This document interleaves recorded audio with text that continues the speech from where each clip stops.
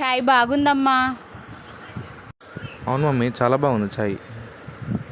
ఛీ, ఏం బాగుందిరా, గలీజుగుంది చాయ్. ఏమో నాకైతే మంచిగానే ఉంది మమ్మీ. అమ్మో అమ్మో, నా ముందేమో మంచిగుందని మాట్లాడుతుంది, ఇప్పుడేమో నేను లేనప్పుడు మంచిగా లేదని అంటుంది. వామ్మో, చెప్తా సంగతి. The next day.